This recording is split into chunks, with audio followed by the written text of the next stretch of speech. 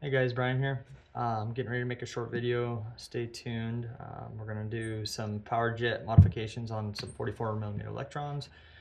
Bike's not quite getting enough fuel, has two power jets, so we're going to see if we need to add some bigger power jets to this.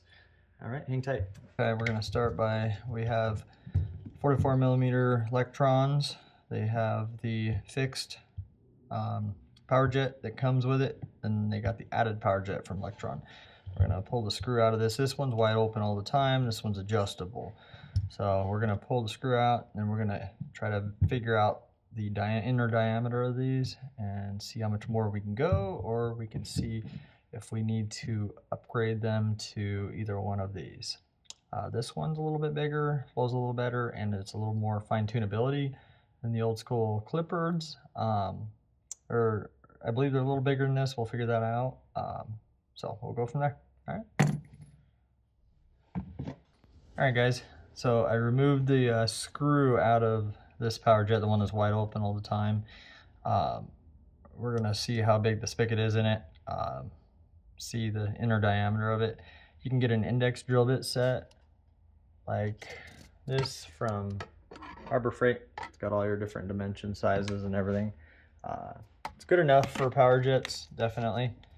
It'll get the job done. It'll get you roughly what it measures out to, and you can drill them out from there. So looks like this one measures out at 0.93, so 93 thousandths. That is pretty small compared to the standard Clipboards.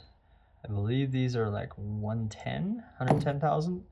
And then the bigger ones that you can get from a couple of the guys out there, like Tyson or Vito's, sadly to say. This one, I believe they're standard at 116 thousandths. This one you can actually fully shut off. So if you want to turn it off, it'll fully shut off, even being at that size. Now the Clipboards, they generally won't fully shut off. So I tend to like these. They have a little more fine tunability, but they are a little bit more finicky. They can tend to turn on you from the vibration, so you got to put some red Loctite on there. So, all right, hang tight. We're gonna get some of this torn down farther, and we'll be right back. All right, there. We got the all the power jets out of this. So the factory Electron ones that come with them only measure out, I think I said, what was it? 93 thousandths. Pretty small. Actually very small compared to these. So I believe this one should be around 110 thousandths, but so to open these up, we'll start with this one. So you got the spring there.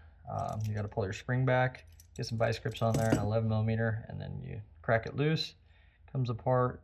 You've got the O-ring in there, and the spring, and then inside there's where you can drill. So if you drill these over, they'll actually shut off. Still, I think, let's see. This one, I think they go to 110 thousandth originally.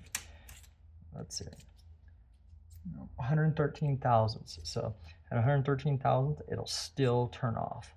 So, and then if you drill them, I believe I can go to 120 thousandths and they'll still actually shut off. Nope, I was wrong on that. Sorry. It's actually 116 thousandths already from the factory. And then you can go to 120, and I believe it'll still shut off at 128, and then anything above 128, it doesn't shut off fully. So the most we'll go to on this is 120 thousandths. We're just going to open it up a little bit. I don't even think we'll need all that on this. Once we switch it out, it'll be plenty.